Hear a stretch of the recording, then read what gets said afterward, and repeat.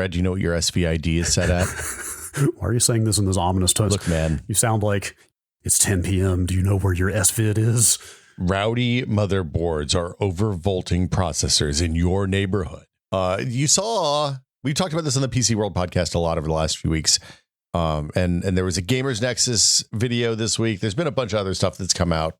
But this morning, videocards.com with a Z, no space, also the canonically correct spelling, posted a story that ASUS has released some motherboards for its Z790 motherboards, the 13th and 14th gen motherboards, has a new setting called Intel Baseline Profile, which purportedly doesn't overclock anything. You might think that a setting such as that would exist out of the box on a motherboard, and they might make it easy to just say, hey, you know what, run this thing at stock.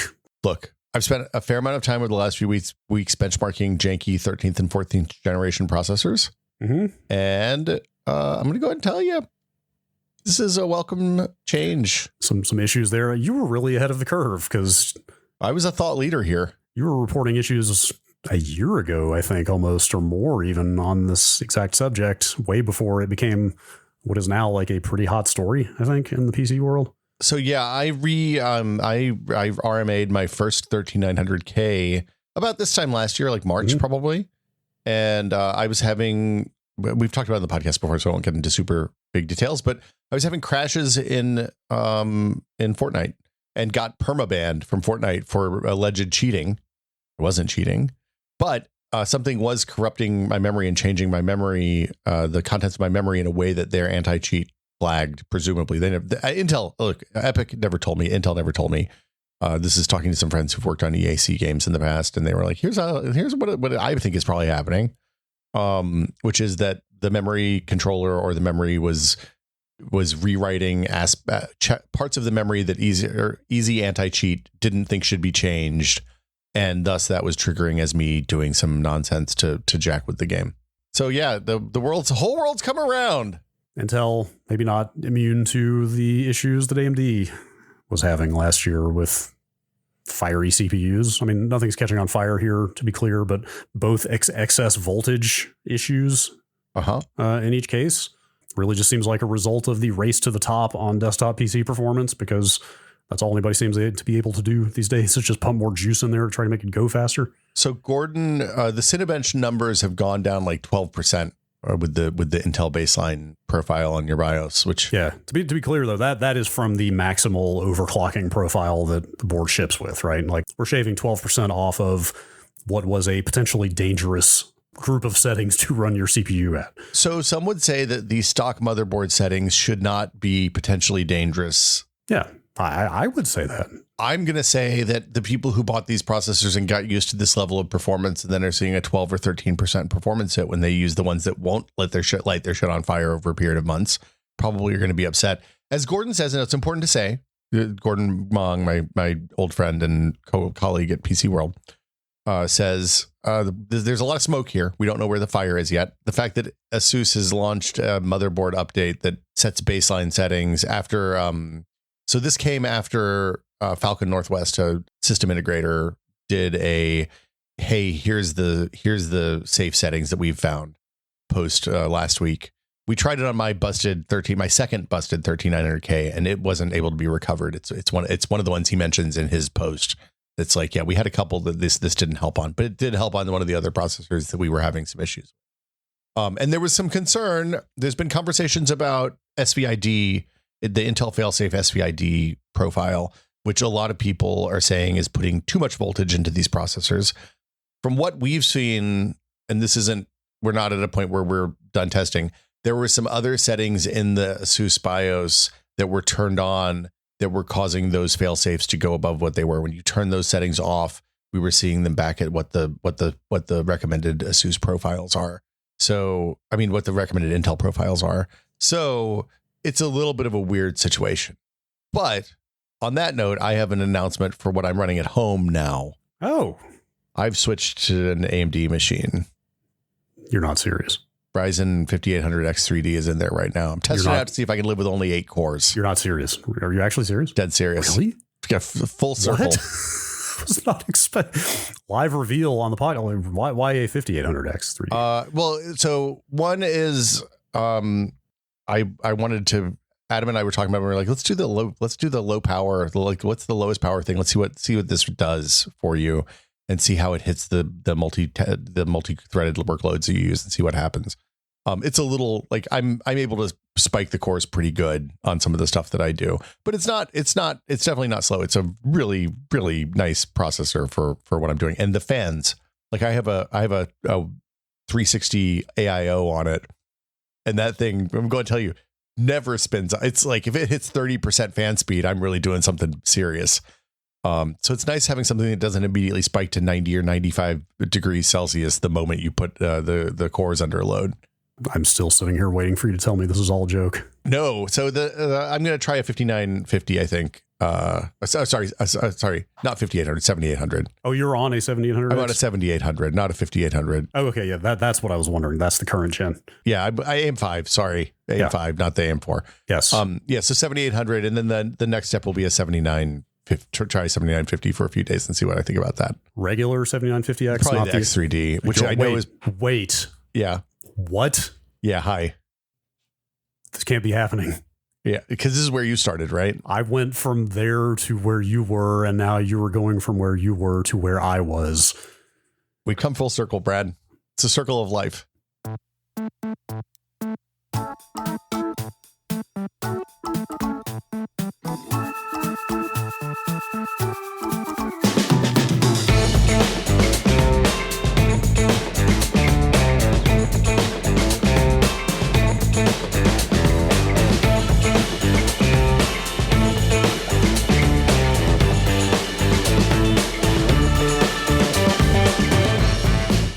Welcome to Brad and Will Made a Tech Pod. I'm Will. I'm Brad. Hello. 90 hours a week and loving it, Brad. That's where we're at.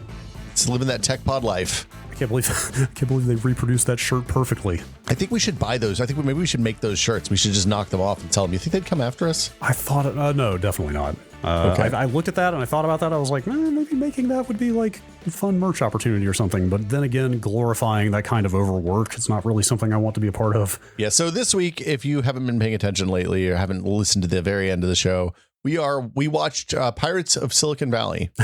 After roughly a month, I think, of promoting that we were going to do this. Hopefully that gave everybody a chance to watch it. But if you have not watched it yet, the link will be in the show notes on archive.org.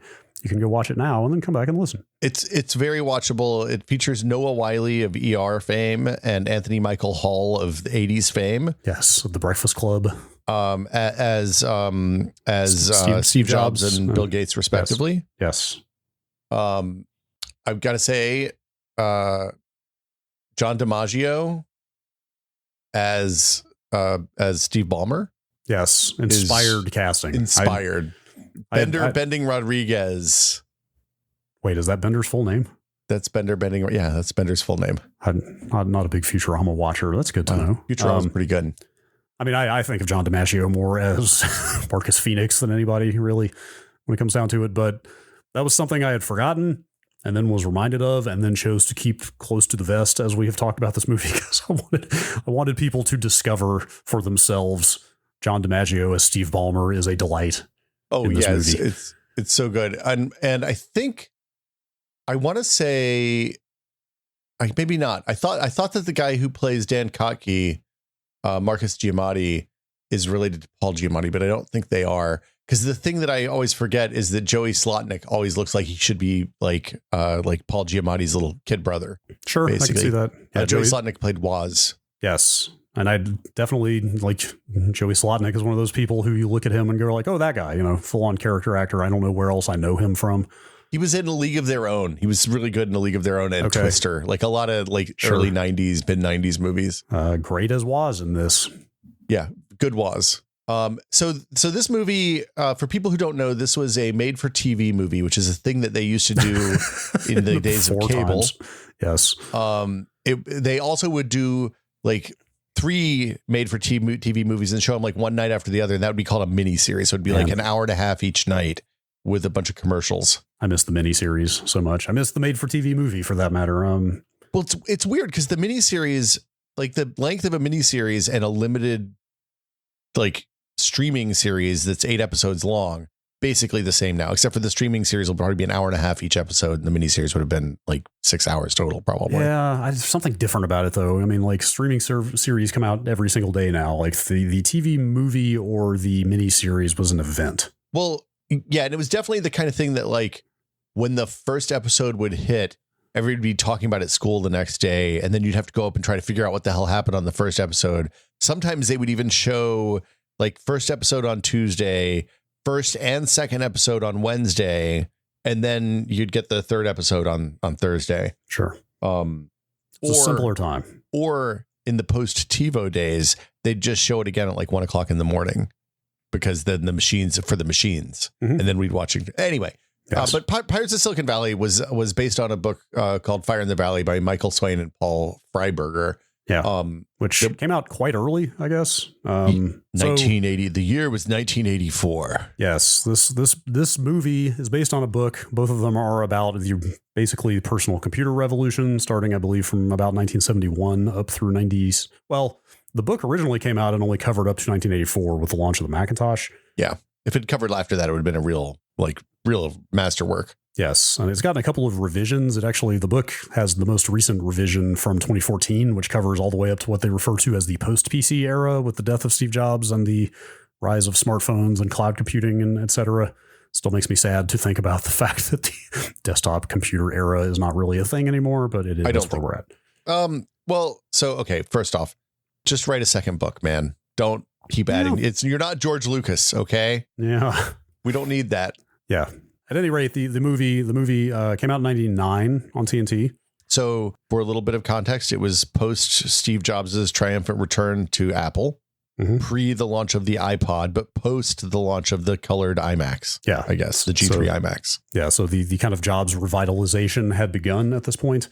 Yeah. But definitely not in full swing. Because I mean, like the candy colored iMacs were super popular, but they were still just desktop computers, right? I think it was not until the iPod came out and became like a culture defining success that it was like, oh, Apple is becoming a different company now, and also like one of the biggest companies in the world.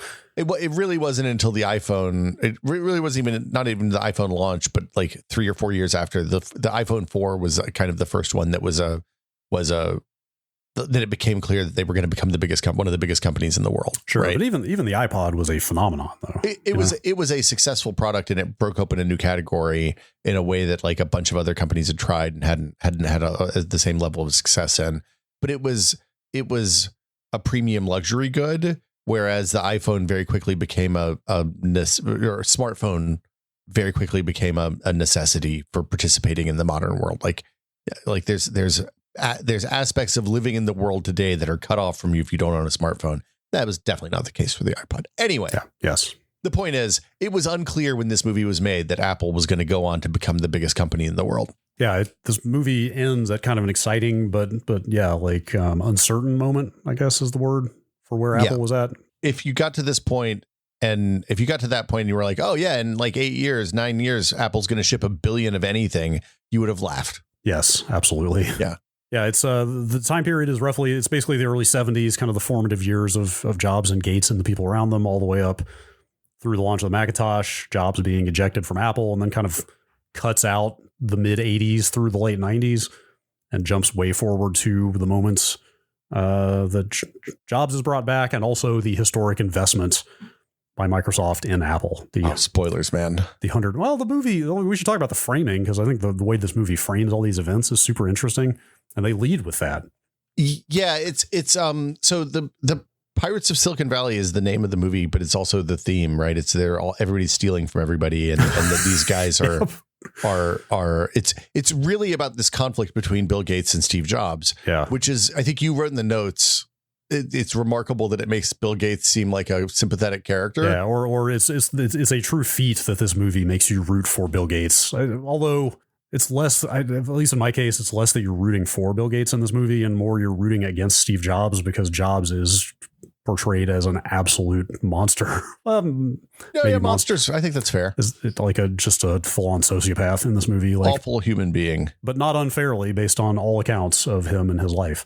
Yeah. So, but I mean, where the Walter Isaacson, the Steve Jobs movie that Danny Boyle directed and Aaron Sorkin and Walter Isaacson wrote based on the Isaacson biography is centered around 3 product launches. It's centered around the Mac, it's centered around the Next Cube, it's centered around the iMac. This is centered around these meetings between Bill Gates and Steve Jobs. Those are the pivots that this movie turns on. Yeah. And it starts in the beginning with Bill Gates and Steve Ballmer and Paul Allen sitting in a dorm room being college kids and doofuses, and Wozniak and Jobs running through a war protest on the Berkeley campus with phone freaking shit in their bags. Yes. Captain Crunch makes an appearance in this movie. Yeah, Captain Crunch does make an appearance, part of the Northern California computing scene in the late 60s, early 70s. And then there's this series of meetings between these two characters, these two big titans, I guess is what we should call them. The interesting thing to me is that the story's told, the POV characters are Ballmer and Wozniak, the two Steves. Kind of the narrators, the 2 people who are kind of taken out of the movie and speak directly to the camera. I think is a really fun way to frame this.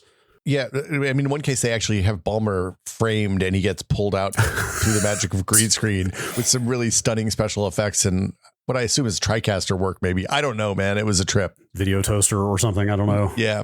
That's a great effect. We should touch on that when we get there as we go through the movie. Real quick, before we get into the actual movie, there was a couple aspects of the way this thing came about that I wanted to touch on. Oh, yeah. The director is a guy named Martin Burke, who I'm not familiar with. It looks like he has not done a ton of work. It was mostly in TV. He's not directed many things. He wrote a few things, but there's a quote from him on the Wikipedia page about when he was first. I don't even know who wrote the first draft of the screenplay, but it was based on Fire in the Valley, as we said. And when he was handed that first draft, he says, "It was all about how the 286 computer became the 386 and so on. I was bored by it." And he says further, "I'm a great believer in Shakespeare, and what we had was a modern equivalent of Hamlet, featuring 2 young princes, Bill Gates and Steve Jobs. The more I read about Steve in particular, the more I saw in him those Shakespearean terms. He was brilliant, volcanic, obsessive, suspicious, even vicious in a business sense. He was about conquest, always conquest. I said, that's the sort of movie I want to make." So I agree with all of that. Sure. Yeah. Okay. But did not expect coming into this podcast to find somebody comparing Steve Jobs and Bill Gates to Hamlet. Now, I'm going to say you missed the most important omission from Martin Burke's oeuvre. Yeah. He was the last credited writer on the 1984 Val Kilmer banger, Top Secret. Huh. Okay. Featuring the cow that wears shoes. The cow that wears shoes? Do you ever see Top Secret? It's really good. I have not seen Top Secret. Oh, man. You should watch this you have a movie podcast over at Nextlander, right? You should watch that over there. It's true. You suggest that to Alex, he might have a blowout. It's a fantastic movie, though. Maybe we'll do a Val Kilmer month. Like that. You could watch that. You could watch the Real Genius. Watch, there's a good Batman and Robin. Yes. All Indeed. good stuff. Indeed. There's one more thing from him real quick before we get in here. And then I think we'll maybe touch on at the end of this what some of the principal players in this in real life had to say about it. I think it's a good approach. But up top, just to kind of speak to the veracity of this movie, because it is a bunch of dramatizations of supposedly real events. The director Burke said, I did not want to do an authorized biography on either Microsoft or Apple, so we made the decision going in that we would not talk to or meet with them. With a team of Harvard researchers, I embarked on a 7-month research project that encompassed virtually everything we could find on the history of both companies, including old technical magazines from the 70s. I intended every scene to be based on actual events, including such seemingly fantastic moments as Bill Gates' bulldozer races in the middle of the night and Steve Jobs' bare feet going up on the boardroom table during an applicant's job interview. I have 2 or more sources that verify each scene. So the funny thing about this is when this came out, a lot of this seemed kind of fantastic and farcical. Yeah. And then almost everything that's in this movie has been in every other biography or book about this time. That was kind of the experience I had watching this last night. I should say I loved this movie when it came out. I taped it on VHS off of TNT and watched it repeatedly. Because of course I did, but I didn't remember in retrospect until I watched it again last night how much of it feels kind of over the top and cheesy and over dramatized and ridiculous in a way that I figured like half of this has to be kind of creative invention, right, or dramatic license. But then you go read these quotes you look at things like the Isaacson biography, and like just about everything that's in this movie is described very similarly in like 3 other sources. It's come up multiple other places. And some of it, like Gates has admitted to some of the bad behavior in this, like in interviews and stuff like that in the past. Like, did he really unapologetically wreck a bulldozer into Paul Allen's new car and then not give a shit about it? I don't know about the bulldozer races, but he said he did some things that he regretted in retrospect in this time frame. Right, the famous mugshot of him from around this time. I think that was for speeding tickets, right? Yes, yeah. Well, he's depicted in driving very quickly in this. This says the bulldozer races were real. I don't. It doesn't surprise me. Yeah. Anyway, like some of the dialogue in this is extremely on the nose, like they're practically saying the themes out loud, or like, Jobs uses the phrase insanely great in conversation, stuff like that is just a little bit cheesy. There's a lot of like, hey, we're going to say things that are really obvious in 1999, but we're going to put them in the character's mouth. Like, the profits are in the computers themselves, not the software stuff. That was an IBM guy quote, I think. Yeah. But like broadly, though, I think you can look at this as a fairly accurate depiction of what happened. I don't think it's definitely not a hagiography. And I think I haven't watched the Ashton Kutcher, the directed by Joshua Michael Stern and written by Matt Whiteley Jobs movie. But I did watch Steve Jobs. Well, I watched the first 2/3 of the Steve Jobs, Danny Boyle, Fassbender, Aaron Sorkin movie based on the Isaacson book. And I fell asleep in the back third of that one. But I don't think this is. I mean, a lot of this stuff happened in a room with 2 people in it, so we never know what really happened, right? But a lot of it reads. Yes, for sure. And what we can say is that some of the quotes from this movie that stand out are also represented in things like the Isaacson biography. Whether the people who communicated those quotes were being fully truthful or not, we can't say. Yeah, but that is the recorded history. There's a lot of the thing that makes this difficult is especially Jobs, but even Gates. There's a lot of like built up mythology around both of these people. Yeah, to the point that like there's a whole. I want to say there's almost like an economy of stories about pitching something to Bill or to Steve that you hear from old timers and people who were in the room where these things happened. And, they get like all great mythologies, they get built up and built down and changed over time, and the stories get better. And at some point, people don't remember what the real version is and what actually happened. But anyway, I thought this reads really well. Noah Wyle, especially, his performance is really remarkable as Jobs, I think. It really is. And you see quotes from people on the Macintosh team, for example, who said they were like flabbergasted at how well he embodied the character and the persona that they had worked with. And it's a hard portrayal. Like, it's a pretty awful, like he does not paint a kind picture of Jobs' behavior, and we'll talk about a lot of that. No, in fact, the movie is not kind to many of the principals in this, outside of Woz, who Woz, yeah. Woz is always delightful. It's kind of hard to knock Woz for much of anything.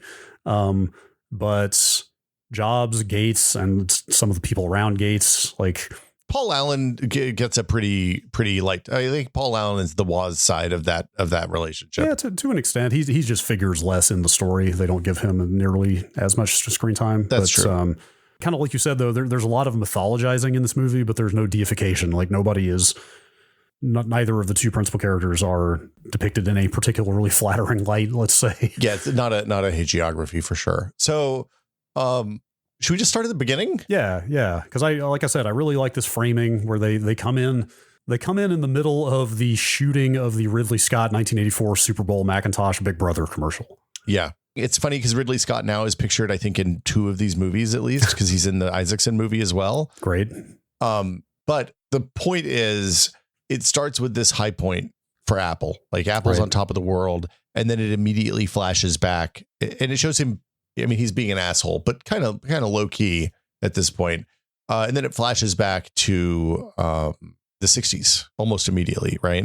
71, I believe. Oh, 71. Okay. Well, Vietnam War protests. Sorry for me. Those are all in the 60s, even though I guess they probably weren't. Yeah. Long story short, they frame the movie with both the Super Bowl commercial being filmed and then immediate cut to 97 with Gates up on screen making the huge investment, basically buying a chunk of Apple, and it's just like, how fortunes rise and fall in about 30 seconds. And then, now we're back into history, back to like a very clear dichotomy here between the Apple people and the Microsoft people, which I feel like this movie does very well all the way through. Yeah, they didn't go as far as like shooting the Apple and the Microsoft people in a different way, which is like that would, if this was made in the mid to late 2000s or early 2010s, it'd be like yellow color shifted on the Microsoft guys and blue on the Apple guys or something. Yes, this is all kind of mostly pre-David Fincher, although Fincher was actually getting big at this time. But anyway, but like I mean more in the way that the Microsoft and Apple camps are characterized in this movie as characters. Like the Apple people are almost all shown as like dreamers and revolutionaries and kind of offbeat artistic types. The Microsoft people are basically all a bunch of crass opportunists and oafs with no interest in good taste. Well, PC cockroaches is how I kind of thought, is the thing I wrote down in my notes, I think. Because they're just coming in and scuttling over whatever is left over from IBM and the PC people. So this movie starts with both of them in the same place. So they're both starting from scratch. Jobs is living at home. He's going to college. He's building computers. Woz is building computers. Yeah, it's more Woz is building computers. Like in fact, they do go out of their way briefly, not super often, but they do kind of make it clear Woz is the guy building all the stuff and Jobs is the businessman. But Jobs very much wants to be seen as the guy. Yeah. That is definitely not made explicit in the way that I would have realized it at the time, probably, but it's pretty clear now. Yeah, although I think Jobs did have some technical skill. Like he worked at Atari with Woz, like they both worked on arcade circuit boards. Design and stuff. Yeah. So he was not completely without skill in the engineering realm, I don't think. But like Woz clearly was the guy doing all the actual product building. Well, yeah, Woz was the man, and the way Microsoft is depicted, they start in a dorm room where Paul Allen is clearly kind of presented as the brain guy.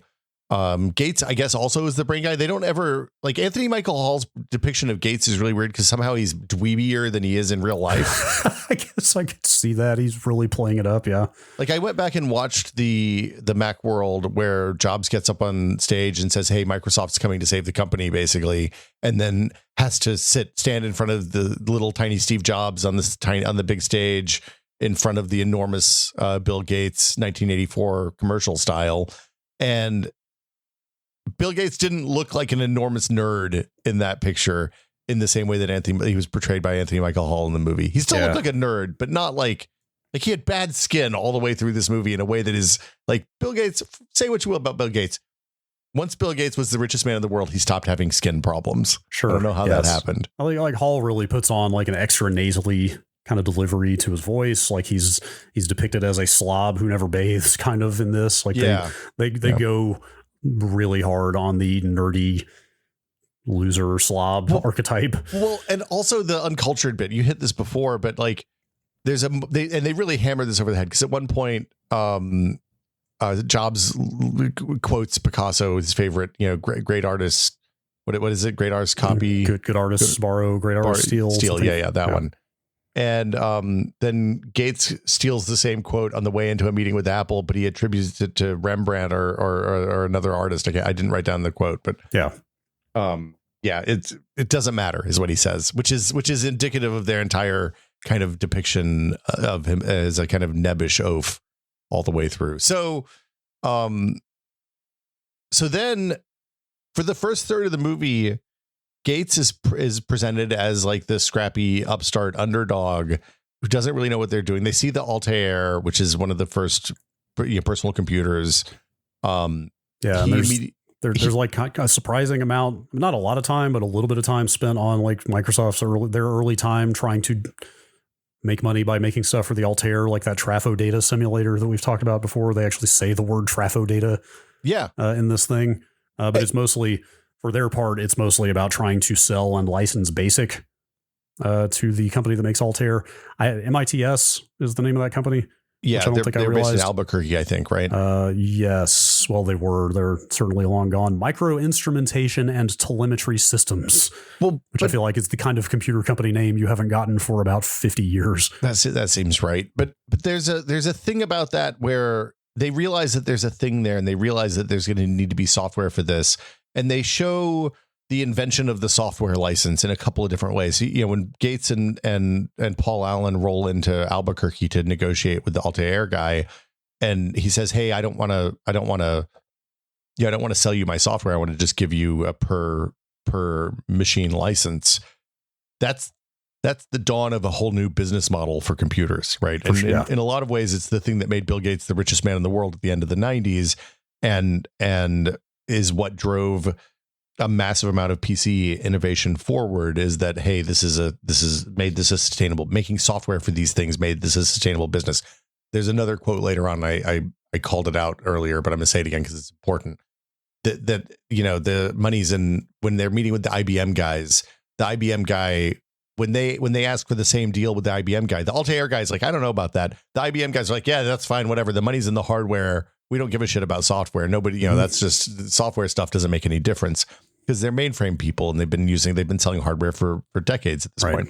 Painfully his historic mistake there. And another aspect, we'll get back to the Apple stuff in a minute, but because they do run concurrently, they do a pretty good job, I think, in this of swapping back and forth between the two, having their fortunes kind of rise at the same time. But having the Ballmer and Woz characters there to kind of explain things helps a ton. Yes, but the other theme of the early Microsoft deal making that you see here is Gates, and I assume this is true to life. Gates constantly writing checks he has no ability to cash. Well, I mean, for what it's worth, Jobs did the exact same thing. Yeah. Well, yes, but he had Woz in his back pocket who actually could deliver on everything he was promising. Whereas like when they go meet with Ed Roberts, the guy who does the Altair stuff in New Mexico, and by the way, I love whoever that actor is portraying Ed Roberts because he looks like a shop like a foreman, like on a warehouse floor or something. And they literally are in a warehouse full of Altairs, and he's just got this like Southwestern twang when Gates is pressuring him for like a signing bonus. He's like, let me tell you something, boy, this ain't the way I do business. Just like almost cigar chomping old school computer guy. That's Gaylord Sartain. Okay. And he played Oliver Hardy in The New Adventures of Laurel and Hardy. He was in The Mummy, I think. Okay. He was in Ali and a bunch of other stuff. He's been a character actor in a bazillion things. Yeah, he's fun in this for the short time he's on screen. But when Gates is wheeling and dealing with him, he's trying to get that signing bonus, and he's like, oh, "What are you talking about? What do you mean signing bonus?" Gates very clearly, he's like, yeah, well, all of our other contracts, we always get a signing bonus. Like very clearly from the delivery, they don't have any other contracts. Like he's just bluffing his way through all of this deal making, and he does the same thing with IBM again later. Oh yeah, it's well, and I think that's probably not far from the truth, right? It comes up again when they go to buy PC DOS or x86 DOS, I guess is what it's called. Yeah, because what happens, and as depicted in the movie, IBM is rolling out the personal computer. They are there to try to license an operating system to IBM, knowing that they'll make $1 bajillion. They don't have an operating system. Like that's the unspoken thing in the background is they're selling IBM something they don't have. So then, yes, they go out to this little Seattle outfit and basically buy 86 DOS from them to turn into the thing they would license to IBM for a pretty small amount of money. It's like it was $50,000. $50,000 at the time. That feels like one of the more tragic moments in the movie on the Microsoft side, especially for the guy who's sitting there selling the operating system to them. Because the second the words $50,000 come out of, or 50,000 comes out of Paul Allen's mouth, and he's like, dollars? Yeah. And like immediately, like, oh, you poor bastard. I know, it's sad. I looked it up. That guy later went to work for Microsoft, and then later he founded a computer company that he then sold to Microsoft. So he probably did okay. He's probably fine. Yeah. What you're saying. So, yes. And okay. So meanwhile, on the other side of town, Jobs and Wozniak go from selling phone freaker stuff like, Captain Crunch whistles and dialers and stuff like that let you get free phone calls and let them call the Pope, to Woz building a computer out of spare parts, basically stuff they had laying around. This is how it's presented, which becomes the Apple One, is what it's portrayed as in the movie. Yeah, that's what they're showing.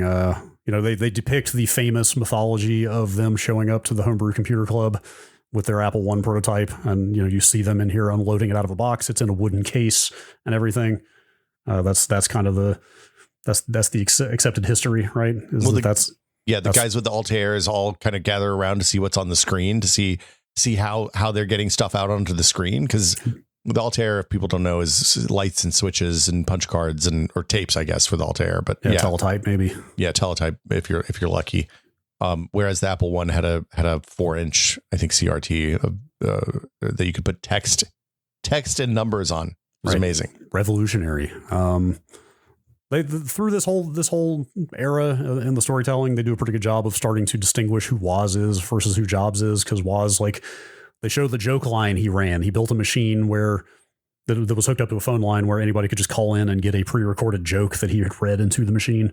Like, he's just a fun goofball who is really good at engineering things that are fun and goofy. And then you have Jobs. Well, and it's the early stuff. The one thing that I thought was interesting is they show assembling Apple Ones, I guess. It may have been the early Apple II prototypes, but I think it's Apple Ones in Jobs's parents' garage in Northern California. And it's depicted as like 6 or 7 people kind of packed in the garage, everybody soldering. I don't think that's actually the case. I think that was actually one or maybe 2 people with Woz like showing up every once in a while with new stuff for them to keep manufacturing. And it was basically like a tiny sweatshop in Jobs' parents' house while they were cranking those out. 50 of those, I think, is what they ended up selling. The Apple Ones, some really small number. Yeah, I think that's a good example of how the movie takes creative license in like minor ways without actually rewriting history. You know, like it's just a good visual to have like 6 or 8 people milling around, buzzing around in a garage to say this is a company on the come up. You know, like this is it's small but growing. Exactly. Okay, so then I missed where they were taking the Apple IIs, where they took the first Apple II prototype to show off. It's like the San Jose Convention Center. It's the first place that Gates and Jobs meet. This is a key moment in the film, and I think it's some computer sales thing. It's too big for Homebrew Computer Club, I think, at that point.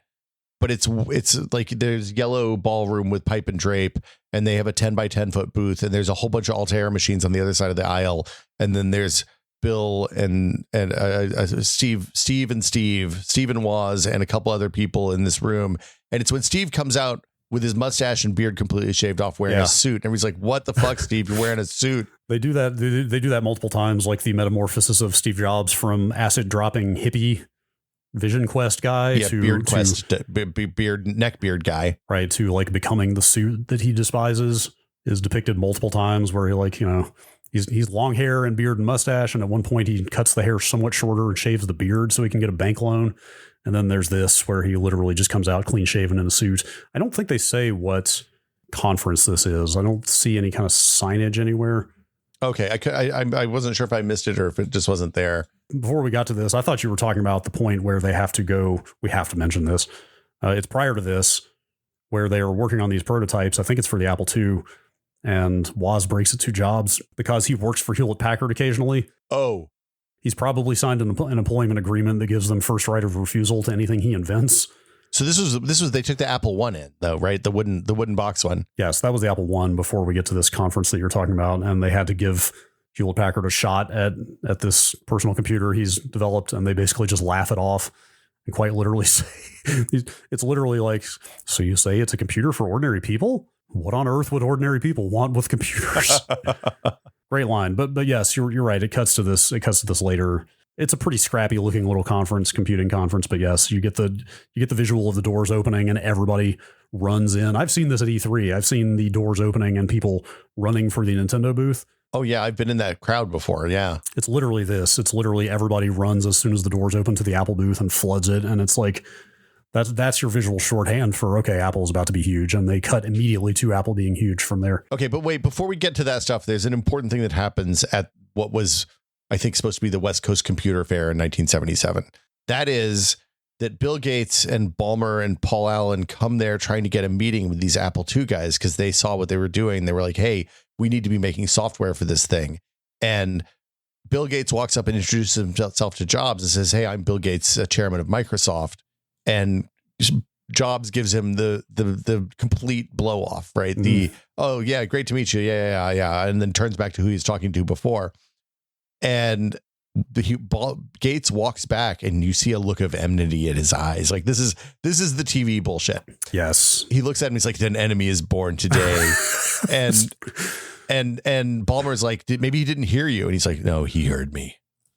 I'll destroy him for this. You are absolutely right. This is probably that absolutely read to me as the most over dramatized or melodramatic cheesy TV moment in this entire thing. I mean, on the other hand, you hear stories about, Gates making people cry because they did a bad pitch or didn't know the answer of a question when they were demoing products. So maybe this is how it actually happened. Yeah. Who am I to say? Maybe he really did take it that personally and make it his life's mission to destroy Apple. I don't know. The movie doesn't actually go in that direction from here.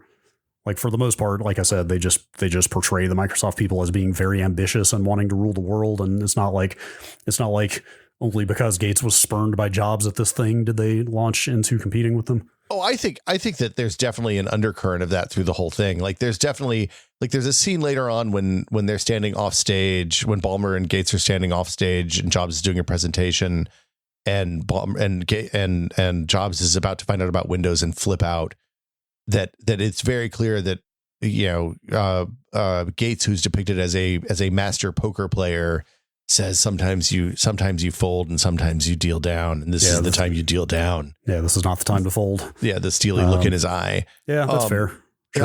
I think hey, these guys fucking hate each other was a big part of the way that they sold this movie at the time. And if you think about the culture of the late 90s when it comes to computers, Microsoft versus Apple was like, it was the thing that knuckleheads on the internet argued about before we had console. I mean, we had console wars, but it wasn't quite the same. Yeah. To the point that, like, in the Wikipedia article for this movie, there's a quote from somebody on the production team is like, yeah, the people on the production team broke up into Windows versus Mac people at the end of this, by the end of this. And so started as a Windows person, became a Mac person. And, here we are today. Now I'm a Windows guy, I guess. Yeah. Yeah. I mean, like, this was firmly in the era of Microsoft with a $sign in it. It was not long before the I'm a Mac, I'm a PC ads. Well, it was just before the Internet Explorer Justice Department lawsuit. Mm-hmm. Like, that was cranking up now. Yeah. So yeah, like it was Microsoft was the monolithic evil company, and like he was definitely for whatever you say about the depiction of Jobs as an absolute asshole. Gates is definitely not presented as a kind, benevolent overlord here. Not necessarily a sympathetic figure either for him, but this is it's not the midpoint in terms of running time of the movie, but it's absolutely the point where things change from these are a bunch of scrappy, like, barely out of college dropout kids trying to make computer companies happen, to literal hard cut to giant Apple logo being lowered into the ground at the newly constructed headquarters. Like, they move very quickly into this second phase where it's like, okay, now these are becoming gigantic, very, very successful companies. For Apple, yeah. For Microsoft, they still feel like the scrappy underdog at this point, right? You're right. It is a little bit longer. It's not too much longer in the movie. They still go through the IBM deal making here, where they've done the similar language licensing with Altair. Yeah. Now they're doing it with IBM here. But then even there, you go from the IBM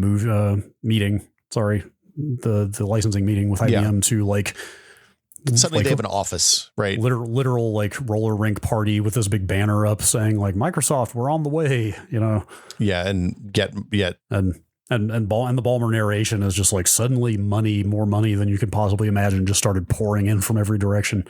Yeah, and that's like, this is kind of the turning point for Jobs in a lot of ways. Like, we see. This is when we start seeing his personal life being depicted, right? Yeah, we've kind of glossed over that a little bit.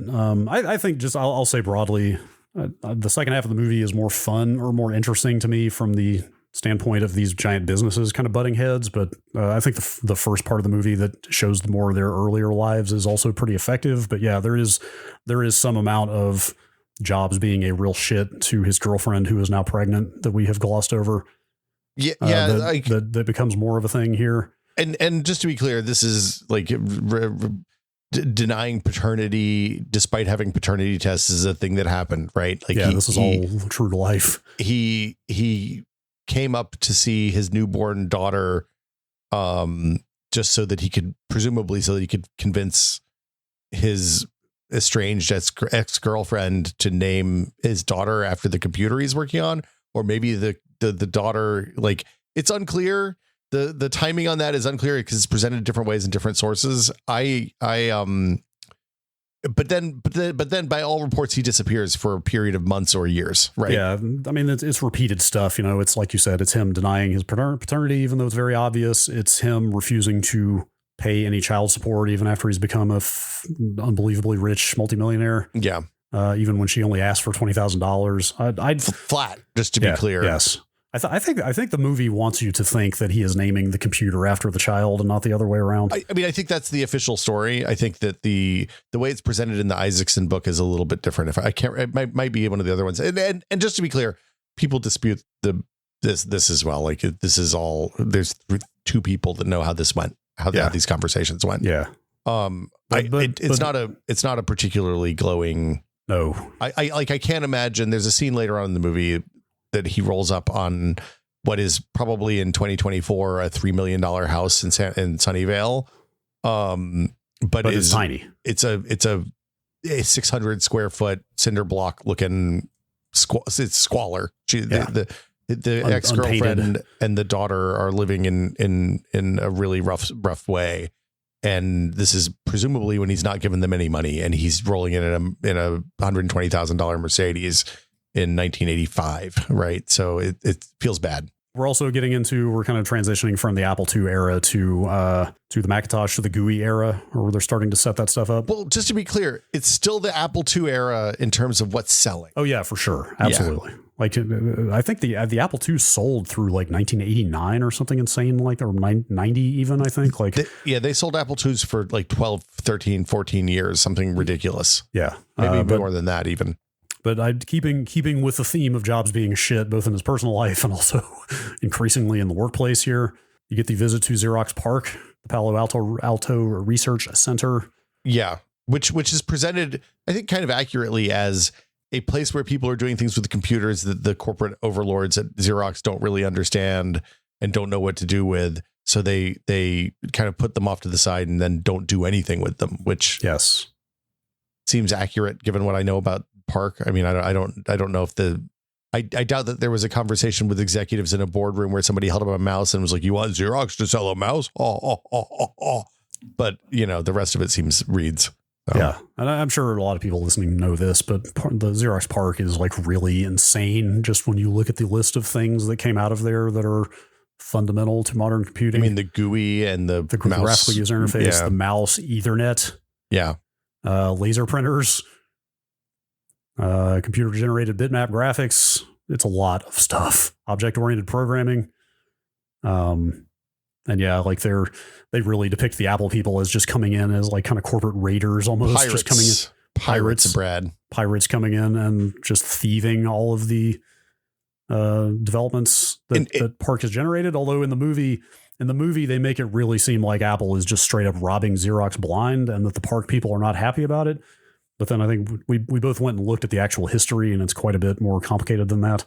Yeah, I mean, my understanding is that in exchange for access to the stuff that the lab came up with, the Xerox got to buy pre-IPO Apple stock, which worked out well for them. I'm sure. Yes, I'm sure it did. So yeah, it was much more transactional than the movie depicts. Because in fact, the movie really doesn't justify why Xerox is letting this happen at all.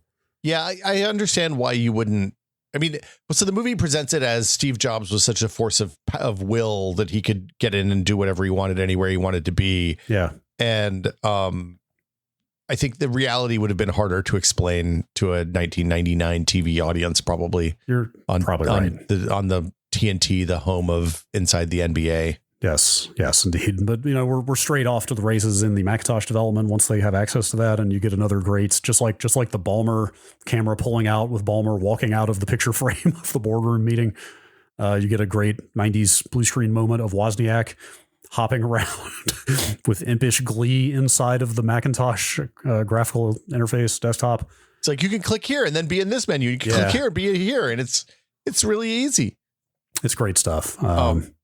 There's a moment around this time in the movie when it's another one of those Gates Jobs meetings, and it's when Jobs sent Gates a memo and said, "Hey, you got to get down here tonight, right? Like I demand your presence here this evening." Yeah, and he does. So Gates shows up, and Jobs yells at him, apparently Jobs was the only person who yelled at Gates. Is the thing that's presented in multiple, the idea that's presented. I can't remember if it's whether Ballmer said that in the movie or whether it's something I read afterwards, actually. It's Ballmer. Isn't it the other way around? Isn't it that Jobs is the only person that Gates doesn't yell at? Jobs is the only person that Gates will just take it from and just sit there and calmly explain to him. Oh, that's right. That's why right. he's wrong. And turn it around on him and, is the thing. Lull him into believing what he's trying to sell him. Well, all this is coming about because we're in the middle of the Lisa and then the Macintosh development. So that's it. Apple is, in fact, I think what happens is the Lisa comes out, Gates gets his hands on it and flips out and was like, I want this. We need to make this. And then Apple is on into the Macintosh at this point. Yeah, because the Lisa, for folks who don't know, really, really expensive, a huge failure for Apple, an early failure for Apple. Predominant. I mean, it rolled a bunch of early stuff out that ended up coming out in the Macintosh and becoming part of the core computing infrastructure. But it was also like $13,000 or something insane in 1983 whenever it came out. It's funny if you read about the history of Next later and how much the price of Next machines ballooned because Jobs could not stop demanding more and more cool stuff in there. You mean perfect shaped cubes, stuff like that? Like made out of specific alloys of metal, and the circuit boards had to fit together in a certain way. And they finally delivered it to market like 3 times more expensive than what they promised. Anyway, the Lisa sounds a lot like that, where anytime Jobs really gets control of a pet project, it just goes completely off the rails in terms of features and cost. Well, so this conversation with Gates and Jobs at this Macintosh timeframe ends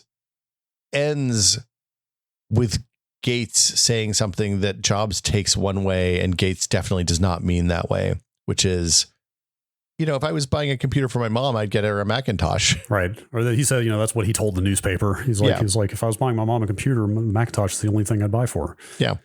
And Steve Jobs' ego is assuaged. So enormous enormous that this backhanded praise, clearly backhanded praise from Gates. Right. But again, this is the meeting where Jobs demanded that Gates fly down to California and started by screaming at him about stealing their stuff, because he's gotten wind of Microsoft's first stabs at graphical user interface development. Yeah. There's some more good character building in here in the development of the Macintosh. There's more examples of Jobs being awful. The well-documented harassment and abuse of the Macintosh team, people being up for 2 days straight, having him just come in and berate people out of nowhere. The whole 90 hours a week and loving it t-shirt. The whole idea that everyone else at Apple is bad except for the Macintosh team and they're an island unto themselves inside an entity that's trying to destroy them. Right. This is also around the time that they brought in oh God, I'm blanking. What's his name from Pepsi? Oh, John Scully. John Scully. Thank you. The famous, do you want to sell sugared water for the rest of your life? Yeah. Scully comes in as CEO.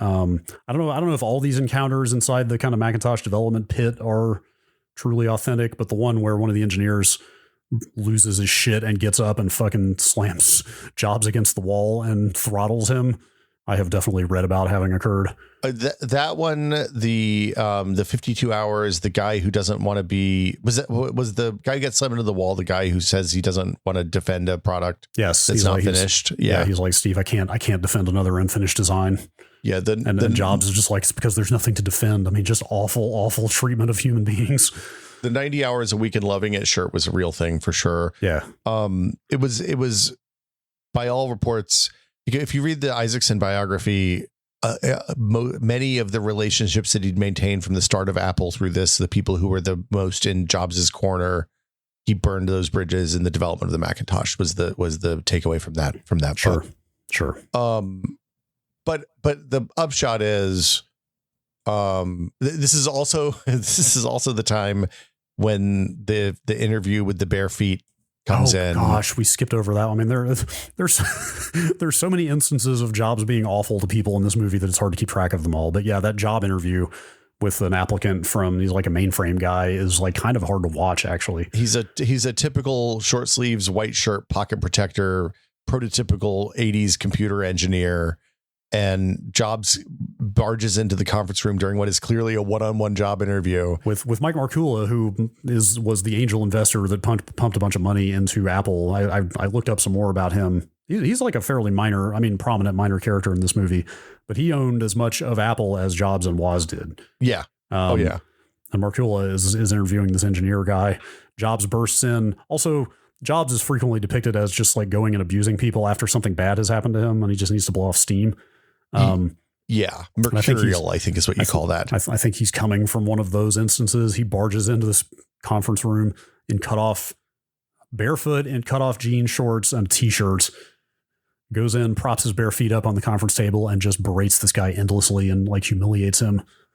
Asks him if he's a virgin, gets into like weirdly personal details. It's just pretty horrific. Just gross behavior. And that scene is also interesting because it's Woz, Markula, and Jobs, who I think at the time were the three biggest shareholders in Apple, unless Jobs had already started selling off his shares by that point. They all, from what I read, around the time the company went public, they all owned 26%, all three of them. Yeah. So, it's weird that these three major stakeholders are in an interview with what looks like a mid-tier engineer, so that Steve can humiliate this guy. Yeah, for sure. You're also getting Woz kind of like losing faith in the company around this time, probably largely because of Jobs' behavior, but also like to hear him tell it. He also just didn't like how big the company got and didn't like dealing with that kind of money and wanted to work in small scale stuff. Again, he said he wanted to do stuff that was fun, Brad. Right. Yes. This is also the time that Jobs and Woz, to a lesser extent, start being portrayed as rock stars. They start like, Jobs starts wearing a leather jacket and walking around looking very cool and making big proclamations with nothing to back them and no way of getting them done. Yeah. It's when Woz buys a plane and then crashes the plane and whacks himself on the head pretty good and becomes a computer programmer with memory problems. Yeah. It's yet another cautionary tale. Having just come off the Romero book a few months ago, to this, you're like, oh right, every time people start behaving like this, it ends up badly for them. It turns out. So yes. Meanwhile, at the height of Microsoft's success, Gates is still shown as being ushered into a PR photography session, completely disheveled and unready for the camera, to the point that they're like, the photographer is exasperated about his sweat stains on his underarm on his shirt. They have to replace his shirt and stuff. Like, just like such different depictions of success here between the two camps. Yeah, it's funny because like looking at it now, you think, oh, this is a depiction of somebody who only cares about one thing and is obsessed about that one thing and doesn't give a shit about it, literally anything else, when we're talking about Gates. But also when we talk about Jobs, right? They're both obsessed with.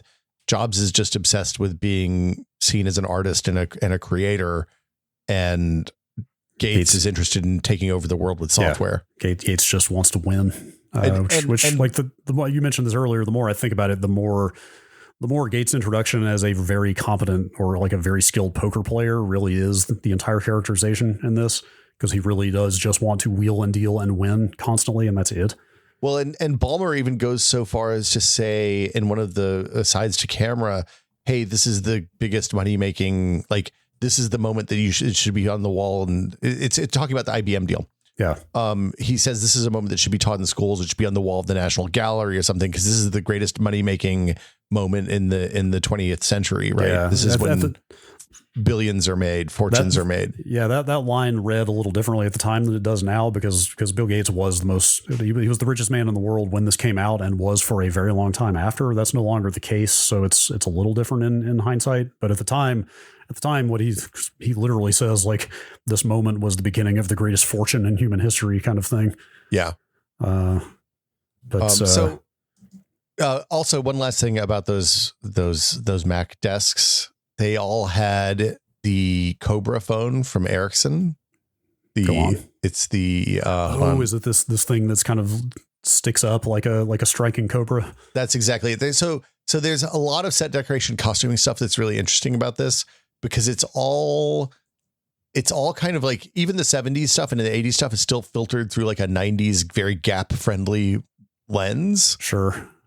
Sure, the lapels are big. The ties are a little bit wider than they would have been in the 90s, but everybody in the 80s is dressed like everybody in the 90s would have been, pretty much. Sure. And the one exception that stands out to me are these phones that are on all the programmers' desks. And I went to look up and I couldn't find out if this is actually something they did, because I had one of these when I was a kid. It was an incredibly impractical phone. It's called the Ericsson Ericophone Cobra, and it's like a big flat base with a post that comes up. It looks kind of like a butt plug. Sorry, kids.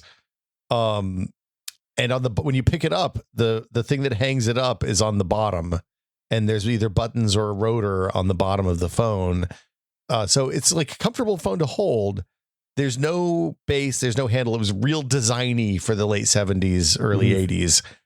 But the problem with it was if you bumped it at all, because the thing that hung it up was on the bottom, if it wasn't perfectly flat, it wouldn't be hung up. So it would keep all the phones in the house busy. It would have been a real pain in the ass to have for a work environment, is all I'm saying. Sure. I couldn't find out if they actually put those on everybody's desks at Apple in the old days, but that reads to me as a pretentious design focused place. Yes, I would believe that. So this has pretty much taken us almost up to the climax of the movie at this point.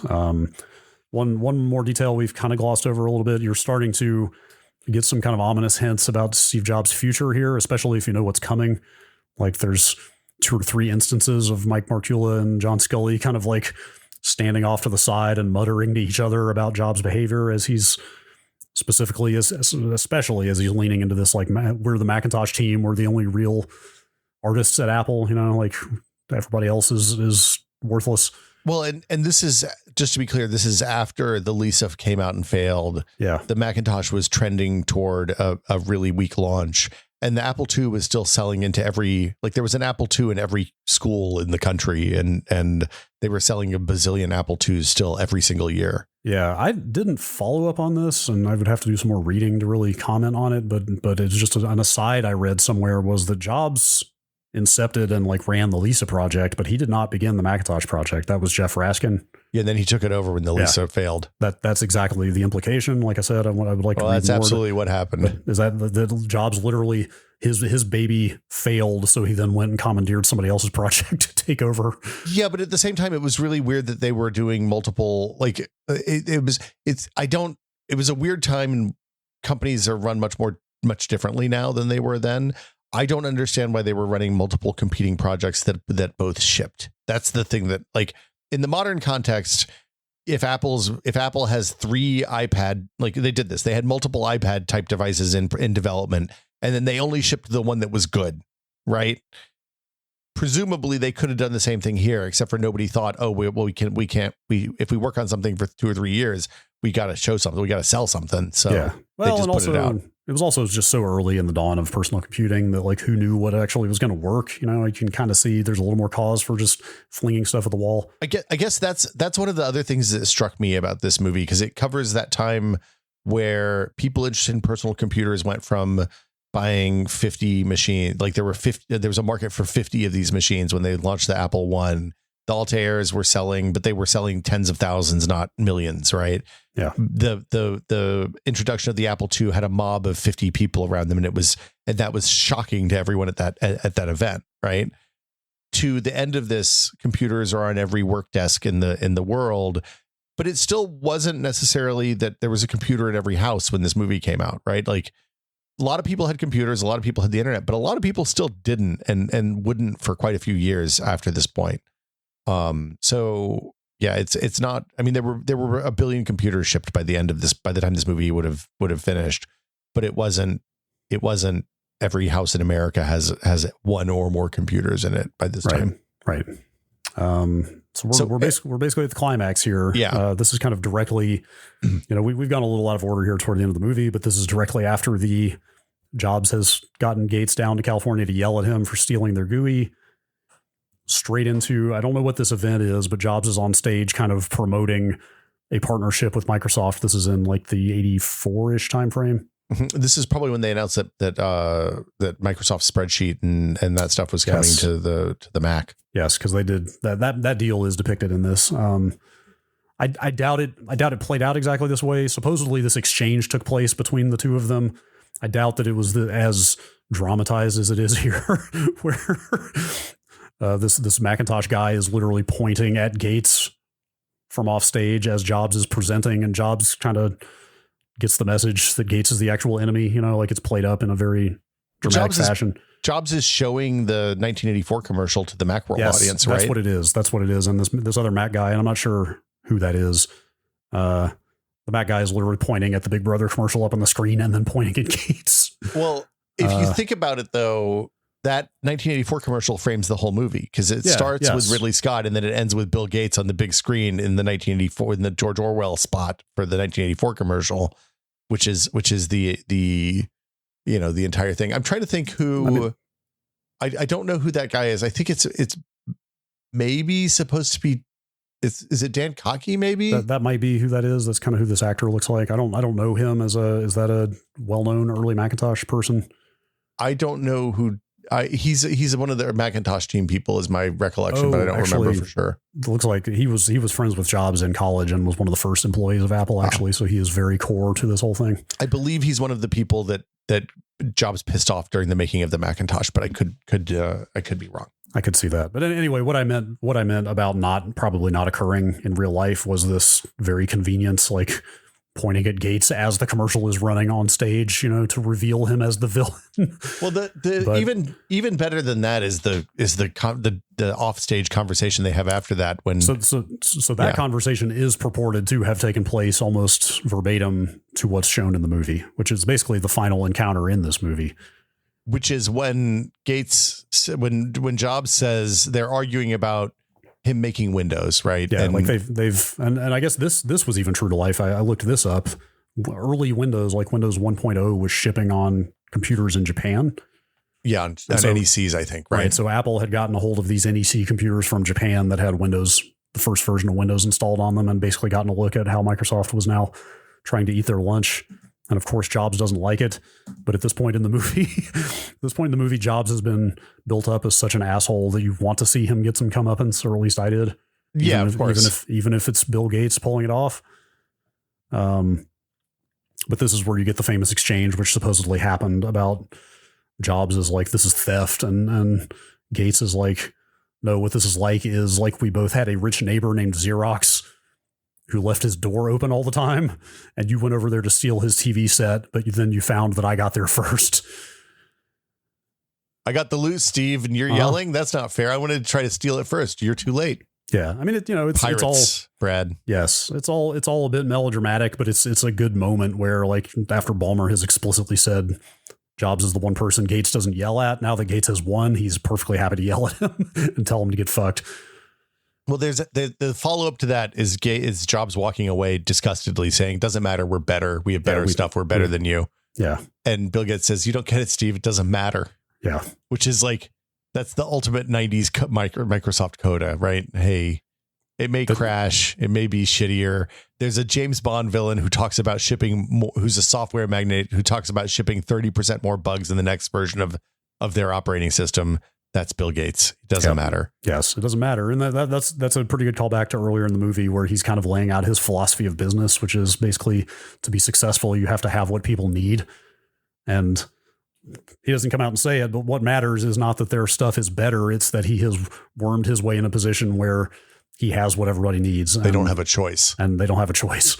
There's another line that lines up with that is when he's talking to, I think, the IBM people. I can't remember. Or comes out of the IBM people. He's like, the success is a menace. It fools smart people into thinking that they can't lose.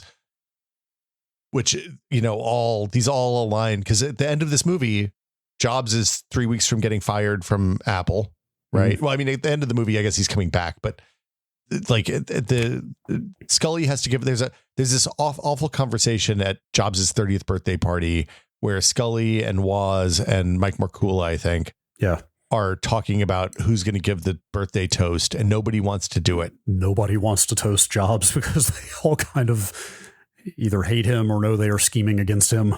Well, and by this time the Mac has come out. It hasn't failed the same level as the Lisa, and eventually it ended up being a successful product, but it didn't immediately. It wasn't an Apple II level success, which is what they needed.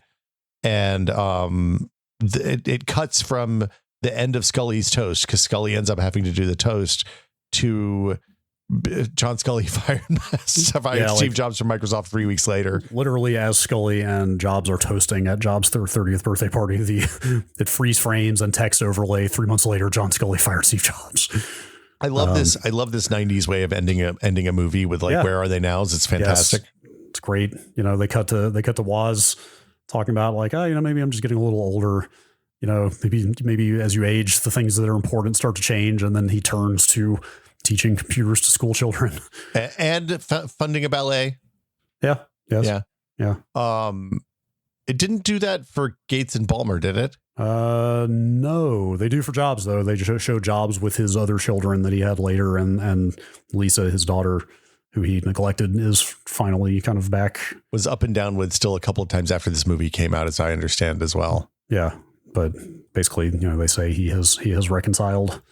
And then the last thing is the shot from Macworld of Gates big up on the screen, where it's, Steve Jobs returned to Apple in 1997.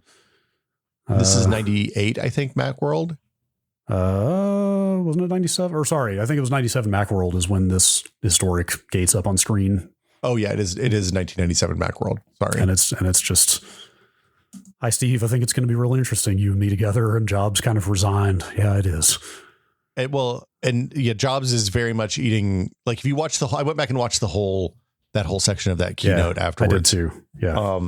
He's much more matter of fact. I mean, obviously, again, this was played up for the movie. Jobs is very matter of fact in the real life version.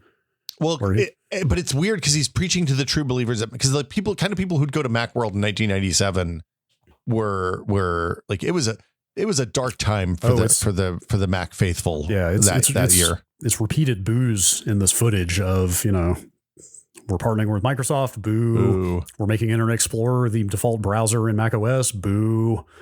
Yeah. Microsoft is buying $150 million worth of Apple stock. Boo. Just not a good response at all. But Jobs is say whatever else you will about him. He knew how to present to people and make them believe what he was saying. And he's not wrong. He flat out says we got to let go of some things if we're going to bring Apple back to health. And the first of those things is the belief that for Apple to win, Microsoft has to lose. Yeah. Which is not wrong. Obviously, he makes a really good point in there. Apple and Microsoft together were 100% of the desktop market at this point. So they had the potential together to drive standards forward, to really steer the conversation about where the industry was going at the time. Anyway. The striking thing to me, though, and I assume that this was Steve Jobs is doing at the time, is how putting Bill Gates's giant head on the screen evokes the 1984 commercial. And it makes me I can see a world where both Bill Gates and Steve Jobs think that they win here, because Bill Gates has got the emperor setting for the hollow vision thing, towering over Jobs, which is definitely how it's presented in this film. But at the same time, Jobs is depicting Gates as the villain that they in the same way that they depicted the villain in the 1984 commercial. It's a really I don't know how to unpack it, honestly, because it's it works every possible way. And today, for example, when Apple announced the iPod phone with a Singular, which became AT&T, the CEO of Singular came up on the stage and was a normal human sized person standing on the stage, and the product was big, right? There's no product here. Yeah. So, and Gates, it isn't worth Gates' time to fly to Boston to do this $150 million deal, which, just to be clear, at the time, pretty big deal in 1997. Oh yeah. Right. We hadn't seen a lot of $1 billion deals at that point. So yeah. But it's clear why that was not worth Gates' time, because Apple was barely hanging on, they were months from bankruptcy. It was not exactly a glamorous thing for Microsoft to get out there. It was everything to Apple, but for Gates, it was just a Thursday. Well, I mean, but to Microsoft's benefit, it showed them doing things that were not anti-competitive at a time when they're having anti-competitive problems. Oh man, I can't believe I've never put that together before. Yeah. So I always think of because I think the antitrust played out over so many years that by the time it concluded, it was mid 2000s, I think. But I mean, how the antitrust concluded depended greatly whether Al Gore or George Bush won the election in 2000. Sure. But what I mean is this early in the timeline, I don't think of the pressure from the Justice Department having really begun yet. But when you put it that way, investing in Apple does feel like maybe it was just another strategy for staving that off. Yeah, in a world where Apple held 10 high single digits of the PC shares, best case for Microsoft because it means they're not a monopoly, but they don't have a real competitor. No. But hey, Office is shipping on our competitor, so it's parity, feature parity, release parity. It's all new code. We're not even porting it, and you can get IE on. It's the default browser on the Mac. So yeah. Pirates of Silicon Valley. It's a fun movie. I enjoyed it maybe more than I expected to. So there's two takeaways from this. One is that I thought I'd watched this before, and I think I'd watched Triumph of the Nerds. Yeah, which is an actual documentary about the same, mostly about the early PC, like the Homebrew Computer Club and stuff like that. It doesn't go as much into the later stage Apple stuff. Yeah, but that one is an actual documentary where they're talking to all of these real figures. Yeah, we should watch that also because it's spectacular. Yeah, so I watched it back in the day also. Noah Wiley's present depiction of Gates, I think, is really good. As a coda, we should talk about this because it's weird. Jobs invited him on the stage at Macworld in '99, I think, to play him. Yes. So yeah, we've got like Jobs, Gates, and Woz also are all kind of spoke to this movie a little bit after it came out. This is from Wikipedia. After the movie had aired, Jobs contacted Noah Wiley and told him that while he, quote, hated both the film and the screenplay, he liked Wiley's performance, noting, quote, "You do look like me. You're a very attractive man." Yes. And then, yeah, they brought Noah Wiley in character as Jobs onto the Macworld stage as Jobs. And you can find that footage out there. It's mostly lighthearted, but it's a little bit tense. There's Noah Wiley asks him if he's a virgin. Yeah, that was as a parting shot, which I was like, oh man, wow, it's ballsy. Well, he got the guest spot on ER, so it works out. Yeah. It's worth. I apologize for going back. It's worth remembering that Microsoft investment came before the iMac, so that was the first good news that came out of Jobs' return to Apple. Like the $150 million, they just killed a bunch of products, and getting Microsoft to commit to the platform and to put money into the company was the first good thing. Yeah, this is entirely from memory. I don't have it in front of me, but I think this is right, that Apple bought Next in late 96, like tail end of 96. And then this is like 6 months after that. So yeah, like almost nothing has happened at Apple at this point, right? Yeah, I think the sale closed in early 1997, it looks like. Right. So like they've basically had time to do nothing product wise at this point. So yeah, getting this big influx of money when they're almost bankrupt was huge. Well, and all he did was sack a whole bunch of people. Or not sack a bunch of people, shut down a bunch of products, shut down the Newton and a bunch of like the bazillion Macs that weren't selling. The famous conception of what he did when he came back, I forget where I've seen this, but I think I've literally saw him like draw this on a Macworld stage or something on a whiteboard, was basically like draw a plus, 4 quadrants. Yeah. And just say, hey, we make 4 products now. And I think what were those products? It was like a laptop and a desktop, business and personal. Basically, It's like we make 2 types of desktops for business and personal people and 2 laptops, and that's it.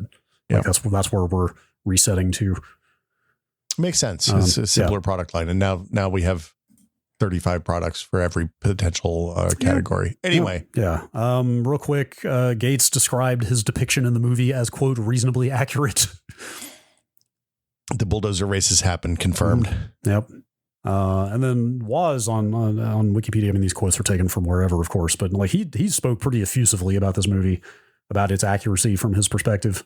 Yeah, I mean, look, Woz got the best depiction in the movie too, which makes it easy for him to say. But but also not just about him, like about everything, like basically all of the events. Every one of those incidences occurred, and it occurred with the meaning that was shown in the film, is what he said.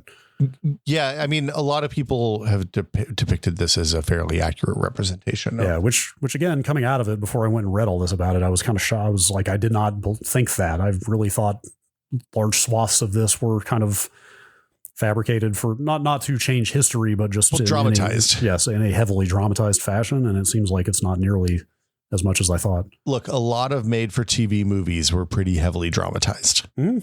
True. So yeah, I thought that was really interesting, and the fact that I think I've met Woz once, maybe twice. I can't remember, but not like I've been in the same room with him and have shaken shook his hand and said, "Hey," and I appreciate your work, yada yada. He's both times he was really incredibly affable and like super generous with his time and clearly like loves fans. There was a period of time in early Twitter days when he was posting his like flight itineraries live on Twitter, and people would go up and just talk to him at the airport. Wow. And he seemed to really enjoy that. He seemed to you never heard bad things about Woz after that. He is the purist among us. Yeah. So there were a couple of other people on the Macintosh team who specifically said, the stuff that was shown, actually, they had memories of happening. Yeah. And like I said, in one of the other books, it's made pretty clear that everybody on that Macintosh team he burned every bridge. Jobs burned every bridge he had with the Macintosh team afterwards. Yes. Real quick before we move on, reading about this movie reminded me of folklore.org. If you've never been there. No. Folklore.org, if I didn't get that out clearly. Which I don't know who runs this, but it's a bunch of stories, like written stories from people on the Macintosh team. Oh. Bill Atkinson, Andy Hertzfeld, like names you've heard of in relation with the development of the Macintosh. Just dozens and dozens of little anecdotes about creating the Macintosh that are all like sorted and rated by fans and say like list who the quote characters are. I mean, obviously they're real people, but like this story about the Macintosh's first game has Steve Jobs, Steve Capps, Bruce Daniels, Joanna Hoffman in it. It's like a database of history of the Macintosh. It's kind of cool. Is this actually written by these people, or is this like, this is part of the Computer History Museum? Yes. Oh, cool. I think as far as I can tell, they are all written by the people in question. People who were there. Yeah. A ton of stuff. That's where I found the picture of the 90 hours a week shirt.